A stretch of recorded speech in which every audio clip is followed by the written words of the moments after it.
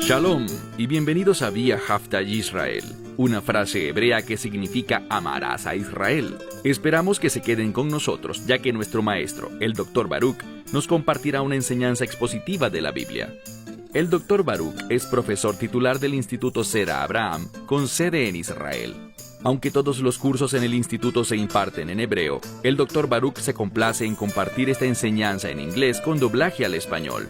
Para más información, visítenos en amarasaisrael.org o descargue nuestra aplicación móvil Mi Estudio Bíblico. Aquí está Baruch y la lección de hoy. ¿Cuál es el mayor privilegio que tienes? La mejor respuesta a esa pregunta es esta: el privilegio de alabar y adorar a Dios. Si esa no es la respuesta que le darías a esta pregunta, ¿cuál es tu mayor privilegio? Entonces tienes una seria deficiencia espiritual en tu vida y tienes que hacer que tu perspectiva cambie. Hay un libro en la Biblia que puede ayudarnos poderosamente a cambiar la forma en que vivimos, cómo percibimos las cosas, cómo pensamos, y ese es el libro de los Salmos. Es fundamental para la adoración. Nos enseña cómo alabar a Dios y vivir una vida digna de elogio. El día de hoy vamos a zarpar hacia una travesía emocionante. Una travesía a través de todos los 150 salmos. Vamos a comenzar con el Salmo 1, y mi esperanza y objetivo es cada semana abordar otra sección hasta completar todo el libro de los Salmos. Esto no será algo que podamos concluir en unos meses o incluso en un año. Probablemente tomaremos entre 3 y 4 años de estudio semanal hasta completar este maravilloso libro de los Salmos.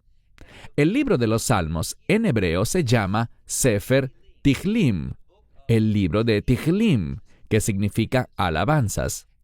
Y para esto es para lo que hemos sido salvados y nacimos de nuevo, para alabar a Dios. Debemos reconocer que el mayor privilegio que tenemos, habiendo sido redimidos por Dios, es esta oportunidad que tenemos de adorarlo en espíritu y en verdad, de alabarlo, de darle toda la gloria a Él. Este es nuestro objetivo, y hemos sido llamados a vivir de ese modo, en todo momento y en toda circunstancia. El libro de los Salmos nos dará un gran entendimiento de cómo y por qué razón, en toda circunstancia, hemos sido llamados a hacer justo eso, adorar a Dios. Y permítanme darles una conclusión de todo este libro de los Salmos. Si no te dejas desviar por el enemigo para enfocarte en tus circunstancias, en lugar de enfocarte en tu llamado a glorificar, adorar y dar gracias a Dios, en otras palabras, si permaneces firme en adorar a Dios como Él exige ser adorado, entonces cuando mires tu vida desde una perspectiva eterna, tú también estarás sumamente complacido. Porque nadie que haya vivido una vida de adoración a Dios, nunca, jamás lo lamentará. No, todos los que han vivido así están eternamente agradecidos y están cosechando las recompensas eternas de haber vivido de ese modo. Así que el libro de los Salmos debería entusiasmarte, porque vamos a ver la revelación de Dios sobre cómo vivir una vida que sea enteramente de su agrado, para que Dios sea glorificado y para que tú seas un receptor de su bondad por los siglos de los siglos. Así que comencemos el libro de los Salmos con el Salmo 1. Lo primero que compartiré contigo es que el libro de los Salmos, obviamente, fue escrito totalmente en hebreo, por lo que debemos prestar mucha atención al idioma hebreo. Y lo primero que se destaca de la poesía hebrea es que su característica principal es el paralelismo, es decir, cuando una cosa se compara con otra. Y alguien podría decir, bueno, esa es tu opinión, que esto se asemeja a esto, pero yo creo que es esta otra cosa la que es paralela a esto. Bueno, puedes tener ese tipo de debate si lo miras en un idioma extranjero, es decir, en un idioma que no sea hebreo. Pero cuando lo ves en el idioma hebreo, existen confirmaciones, existen indicadores gramaticales que revelan, no solo sugieren, sino que revelan qué es paralelo con qué. Es la construcción gramatical lo que hace que podamos identificar los elementos paralelos que están siendo compartidos. Puede ser el género, puede ser el número gramatical, o también puede ser la condición de ese verbo o de ese sustantivo.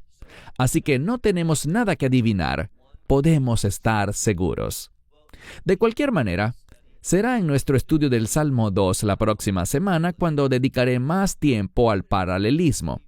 Pero imagino que al leer el Salmo 1 podrás notar de una vez los paralelismos. Comencemos con el verso 1. Ashrei ha-ish.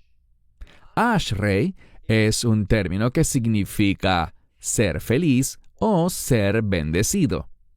En el Nuevo Testamento, y sabemos que el Nuevo Testamento fue escrito en griego, pero cuando tomamos ese idioma griego y lo traducimos al hebreo, y tenemos el Nuevo Testamento en hebreo, en el libro de Mateo, capítulo 5, encontramos las bienaventuranzas, y todos los eruditos hebreos están de acuerdo en que es correcto usar el término Ashrei, donde en el Nuevo Testamento dice en Mateo 5, bienaventurados los justos, o felices los justos. Así que es esta palabra, Ashrei.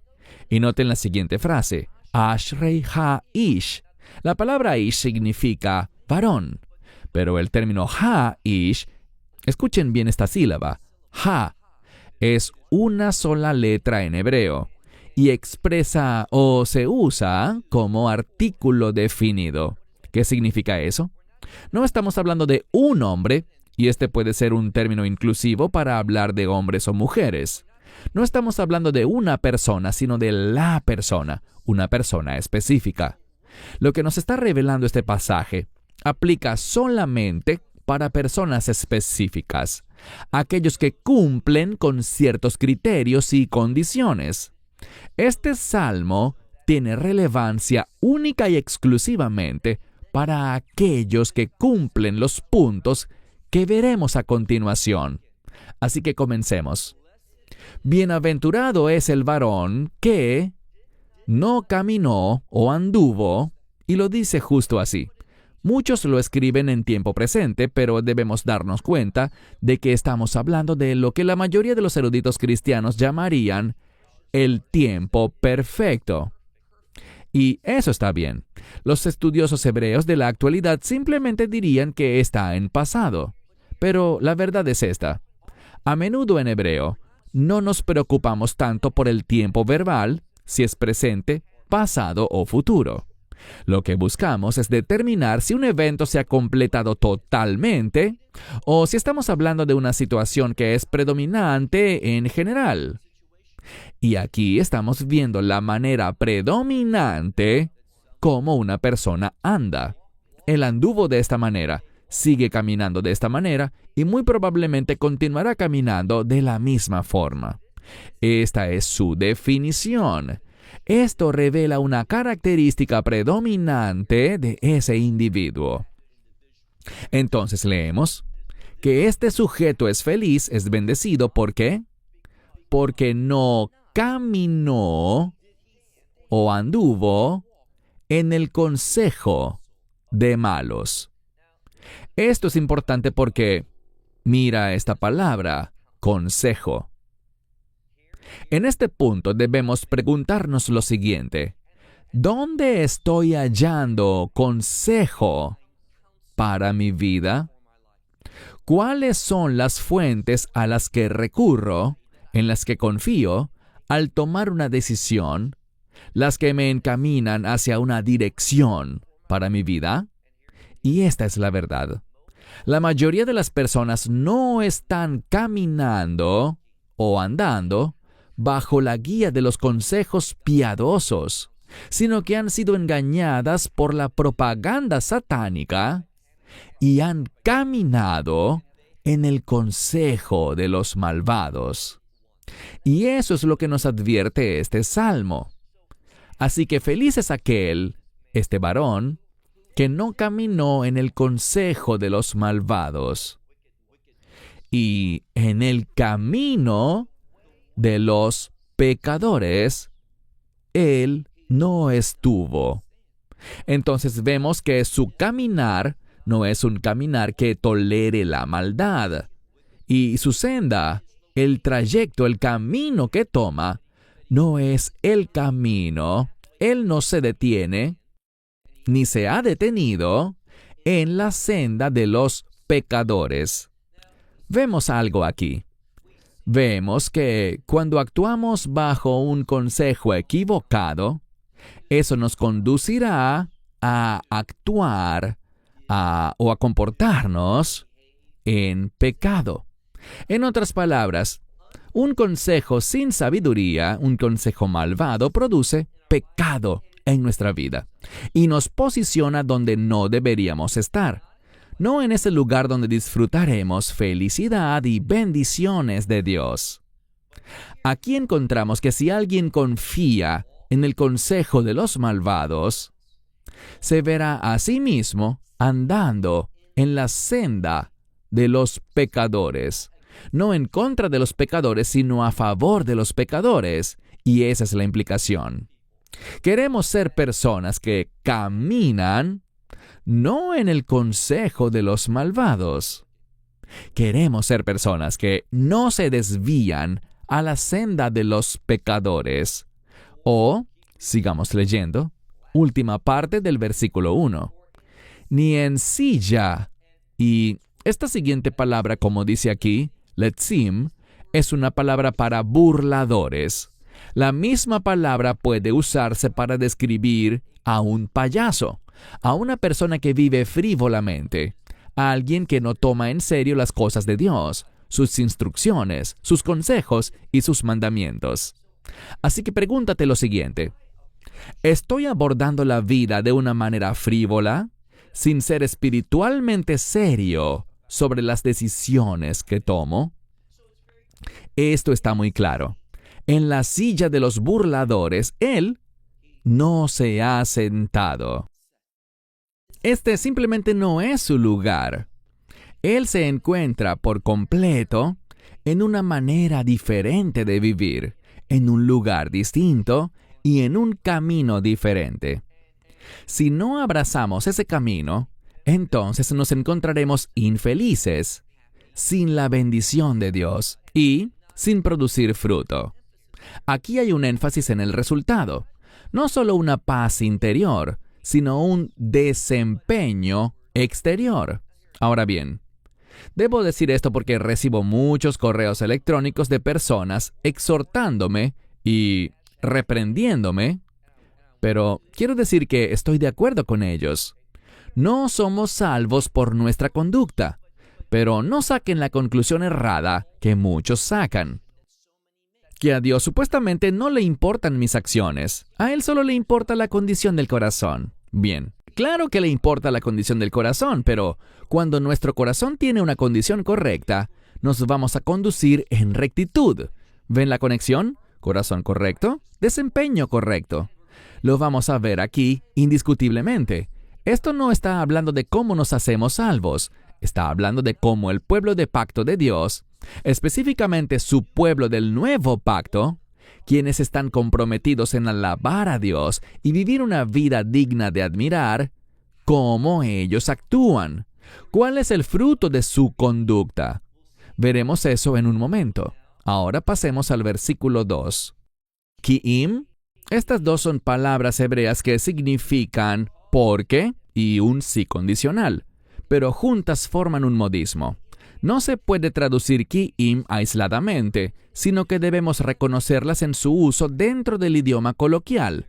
Aquí, ki-im significa en cambio o más bien. Entonces, lo traducimos como, contrario a lo que hablamos antes, en cambio de andar en consejo de malos y de estar en la senda de pecadores y ser frívolo y poco serio sobre la vida, más bien, encontramos que el bienaventurado, en la ley del Señor, tiene su deseo. Muchas versiones dicen deleite, y está bien, pero es la palabra hofetz, en forma verbal, que significa desear algo. En hebreo antiguo, tenemos la palabra rotze y la palabra hofetz. Hoy en día, en hebreo moderno usamos predominantemente la palabra rotze, pero en la Biblia aparecen ambas, y hofetz habla de un deseo más fuerte y más intenso. Así que es muy importante que se use esta palabra en lugar de rotze. Dice, en cambio, en la ley, esta es la instrucción, es una referencia al conjunto de mandamientos. En cambio, en la ley del Señor está su deseo. Tenemos que preguntarnos nuevamente, ¿cuál es el deseo de mi vida? Y una persona sabia, que está siendo guiada por el Espíritu Santo, que ha sido bautizada en el Espíritu Santo, esa persona tendrá un fuerte deseo por la ley del Señor. Eso es lo que dice la Escritura, por ser instruida por Él.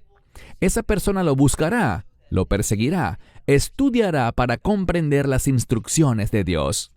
Por eso resulta tan problemático cuando aquellos que profesan ser maestros de la palabra de Dios manejan la palabra de Dios de manera superficial. Debemos tener un fuerte deseo que nos impulse a pasar horas de trabajo en preparación para compartir una enseñanza de las Escrituras. Seguimos leyendo. Sino en la ley del Señor está su deseo, y en su ley, o sea, en la ley del Señor, ¿qué hace? Yegué Yomam Valail. Él, y probablemente una de las mejores maneras de traducir el siguiente término es con la palabra meditar. Nos comunica la idea de reflexionar. Esta palabra también puede estar relacionada con el antiguo concepto hebreo de filosofar. No del sustantivo filosofía, sino del verbo filosofar. Y eso requiere mucho pensamiento, reflexión, investigación y estudio. Eso es lo que está diciendo aquí, que esta persona tiene un fuerte deseo por la instrucción del Señor. Y por lo tanto, en esa instrucción, él reflexiona, medita, estudia. ¿Con qué frecuencia? Noten lo que dice, de día y de noche. Mira ahora el verso 3. El verso 3 habla de por qué alguien va a ser feliz, por qué alguien es bienaventurado, y la manifestación de la bendición.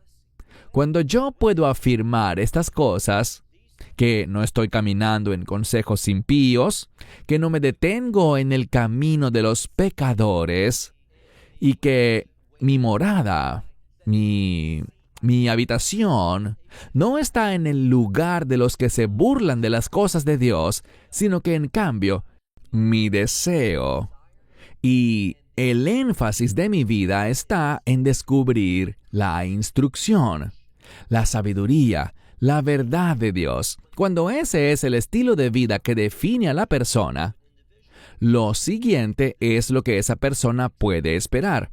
Leamos el verso 3. Acontecerá, o podríamos decir, y él será como un árbol. Muchas veces Dios compara a los seres humanos con árboles. Leemos. Y será como un árbol, pero aquí hay una clave. Sheitul, plantado, junto a corrientes, palgei maim, canales o ríos de aguas. Allí es donde un árbol necesita estar. Si un árbol no tiene una buena fuente de agua, no será un árbol saludable. Así que, cuando decimos, Dios, voy a caminar en consejo sabio, voy a hacer de mi camino el camino de los justos, y voy a ser serio y demostrar esa seriedad teniendo el deseo correcto. Y al tener ese deseo, lo manifestaré buscando tu revelación. Cuando esa es la realidad de una persona, no importa quién sea, cuando tiene ese deseo y reconoce esta fuente como la instrucción de Dios, como el consejo de Dios, entonces esa persona puede estar segura de que Dios lo plantará en el lugar correcto, donde podrá recibir la provisión de Dios. Y cuando uno encuentra la provisión de Dios, ¿cuál es el resultado? Cuyo fruto, aquí dice, su fruto. Necesitamos dar fruto. Esto se relaciona con el comportamiento. E insisto, recibo muchos comentarios de personas que dicen que no debo enfocarme en el comportamiento, sino que debo enfocarme en la gracia. Bien, no intento ser irrespetuoso, descortés ni nada negativo, pero quiero amonestar a las personas en amor. La gracia de Dios no es solo para salvarnos. Eso es cierto y es maravilloso, pero la gracia de Dios obra en mi vida para que rechace aquellas cosas que traerían un resultado inadecuado, un comportamiento incorrecto. La gracia de Dios no solo salva, sino que la gracia de Dios produce frutos. Y esos frutos son buenas obras que van de acuerdo con las leyes de Dios, los mandamientos de Dios, la instrucción de Dios. Y esto no es legalismo. ¿Saben lo que es? Es madurez espiritual. No caigas en esa actitud que desagrada a Dios, de molestarte o ponerte a la defensiva cuando alguien te hable del comportamiento. Tu comportamiento es importante para Dios. De hecho, tu comportamiento será juzgado por el Mesías para ver si es digno de alguna corona. Así que toma en serio la Escritura. No seas frívolo ni superficial en tu fe. Fíjate en lo que dice el Salmo, que en cuanto a su fruto se dará, es decir, Él dará su fruto. ¿Cuándo? A su tiempo. Y ese término significa en el momento apropiado, en el tiempo correcto. Así como llega el tiempo de cosecha y nos regocijamos, la cosecha debe ser una fuente de alegría. Lee pasajes como el Salmo 137, que habla del gozo de la cosecha. Pues debemos tener gozo y reconocer el fruto de un comportamiento íntegro. Y diré esto: si piensas que un comportamiento recto no es algo espiritual, has abrazado una falsa enseñanza del Evangelio. No conoces verdaderamente quién es el Mesías, ni cómo habla el Espíritu Santo.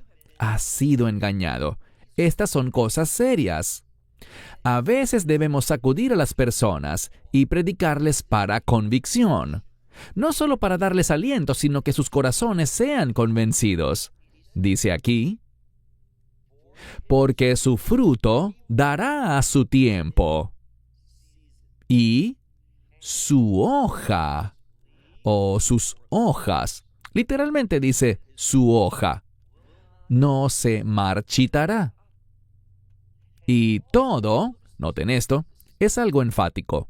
Bekol asher yasei yetzliach, y todo lo que haga prosperará. Bien, esta palabra para éxito o prosperidad, hatzlachá en hebreo, este es el verbo, yetzliach, nos está hablando de la promesa de Dios. ¿Por qué seré bendecido? ¿Por qué seré feliz? porque estaré produciendo fruto cuando Dios desee que ese fruto se manifieste en el tiempo de la cosecha y voy a tener éxito. ¿Qué es el éxito? Pues no le creas a los falsos maestros. El éxito es cumplir los propósitos de Dios. Así de simple.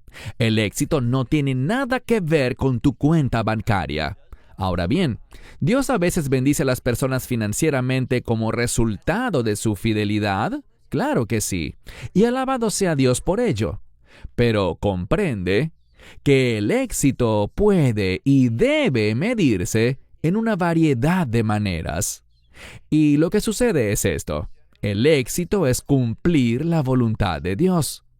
Y Dios bendice a la persona que es espiritualmente exitosa, es decir, que tiene buenas obras y una conducta correcta en una multiplicidad de formas. A veces los bendice financieramente, otras veces Dios obrará de muchas otras formas diferentes. Sigamos adelante. Leamos ahora el versículo 4. Aquí vemos un contraste. Antes vimos lo que hace el sabio. Pero, en contraste con esto, dice el versículo 4, lohen, no así los impíos. En cambio, esa misma frase ki'im, en cambio, como la paja. Sabemos que existe el grano y que es necesario separar la paja del grano. ¿Y qué haces con esa paja? La desechas. Es llevada por el viento, es realmente inútil. Así que queremos asegurarnos de no ser inútiles, sino útiles. Queremos ser personas que produzcan fruto, que sean ese grano que proporciona alimento espiritual, una influencia espiritual positiva en la vida de la gente, en una situación determinada, y no producir aquello que será desechado. De nuevo, versículo 4. No así los impíos, sino que en cambio son como la paja que arrebata el viento. Ahora, de lo que está hablando es de lo siguiente. Aquellos que son impíos tienen inestabilidad en su vida. No tienen los anclajes que los mantienen firmes en la ubicación correcta. El enemigo, Satanás, es diabólico. Él es el diablo. Él engaña. Él es el padre de la mentira. ¿Y cuál es su deseo? Así es como actúa. Él quiere que prestes atención a consejos necios. Él quiere posicionarte en el camino de los pecadores. Él quiere que seas frívolo y que no tomes en serio las cosas de Dios, para que no estés ubicado en la provisión de Dios y no puedas vivir una vida fructífera. Y una de las señales de eso es que no hay ancla ni estabilidad y eres fácilmente movido de una cosa a otra. No hay, y esta es una palabra espiritual importante, no hay consistencia en tu vida. Verso 5. No así. Nuevamente dice lo mismo. No así, o literalmente en hebreo al-ken, que significa por lo tanto. Es la misma frase, pero hay una diferencia gramatical en este caso. Así que dice, por lo tanto, los impíos no se levantarán en el juicio. Lo que significa esto. Los impíos no serán recibidos, no serán reconocidos por Dios de una manera positiva. No se mantendrán en pie en el juicio, sino que el juicio de Dios los condenará de manera eterna. Y quiero enfatizarlo. Serán eternamente destruidos. Destrucción eterna, castigo eterno. Entonces dice, no así los impíos, que no se mantendrán en pie, no se sostendrán en el juicio, y los pecadores no serán hallados. ¿Dónde? Y los pecadores en el consejo, adat, en la congregación de los justos.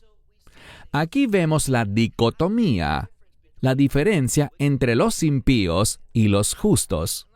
Y debo señalar que en otras partes de la Escritura, en el libro de los Salmos y también en el libro de Proverbios, y proféticamente vemos esto, hay una conexión, hay un paralelismo entre el término que se utiliza en hebreo para justos y la ley.